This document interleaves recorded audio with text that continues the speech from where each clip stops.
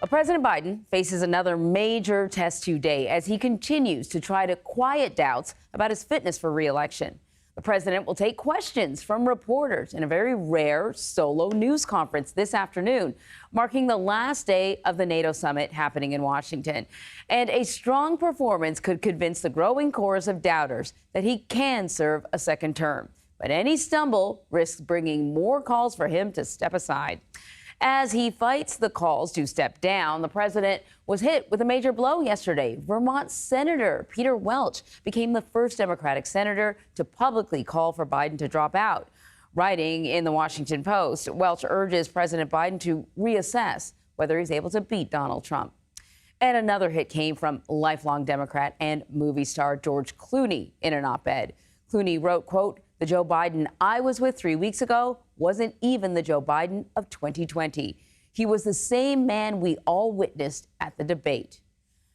Plus, former House Speaker Nancy Pelosi was asked if she still supports Biden's bid yesterday.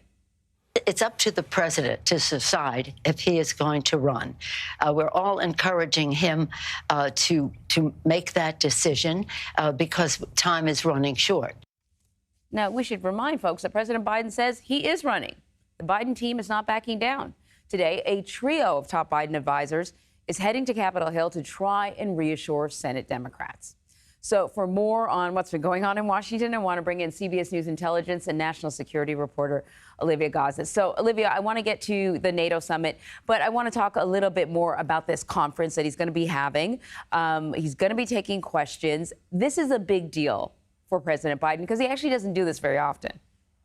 Absolutely. No doubt, Anne-Marie, you're absolutely right. And the president tonight is absolutely 100% going to try to keep the substance of his press conference focused on the very real outcomes of the summit that has been taking place this week, just given the stakes that you just laid out in your intro. But that's likely to be an exercise in futility for two main reasons. One, he himself teed up this week as an alternate measure to how he did in that debate, saying in a recent interview, "Come listen, come see how I do." And secondly, even thus far, it appears to have done little to stanch the steady trickle of calls for his replacement that you just enumerated right there. So the press conference is expected to be unscripted, as you said. He's supposed to take more questions than usual, but it's coming after, again, a rigorous few days of lots of meetings, lots of public appearances, which may well have taken their natural toll on an older person. Right. So while he may prefer the press corps to focus again on the very real achievements that the NATO alliance was able to strike this week, it is almost certainly going to get very personal this evening. I like the phrase you use, a steady trickle, because the vast majority of Democratic lawmakers, they have not come out suggesting that he step aside, but there has been a drip, drip, drip, and that is something that he's trying to quiet.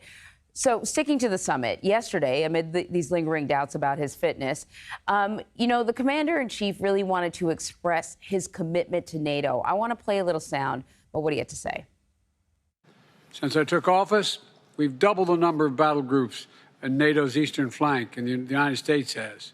Finland and Sweden have joined the alliance, and the number of allies spending at least 2% on defense has gone from 9 to 23. That's not happened by chance, but by choice. So, it's not just American voters, Democrats that are focused on the election in November, right? Also leaders from around the world, particularly NATO leaders. You remember former President Donald Trump was overtly critical of NATO. A lot of finger wagging about whether or not the other countries were pulling their weight. So I imagine during this gathering, there was a lot of planning that would be able to survive whatever the outcome of the presidential election.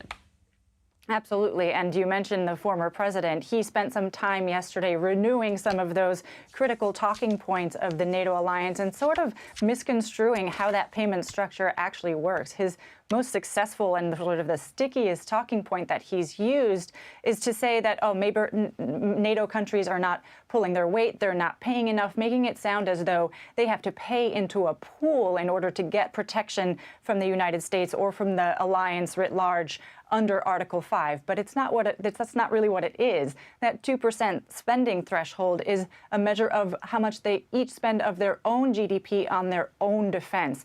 And that minimum threshold, as you just laid out there, is now being met by a record number of NATO members. So 23, which is up fourfold from 2021, which is probably less to do with cajoling from the former president than it has to do with Vladimir Putin invading Ukraine and spooking some of these countries into thinking we have to be better prepared. So that is a new standard that NATO countries are working to meet.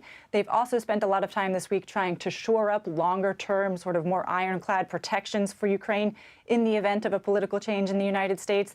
They've committed to spend 40 billion euros next year. They've been striking bilateral agreements with Kyiv. And NATO itself is expected to take on this larger coordinating role of how military aid is going to be delivered to Ukraine. That's in order to keep things flowing and to keep things predictable, i.e. insulated from whatever happens politically in the United States. All right, Olivia, thank you very much.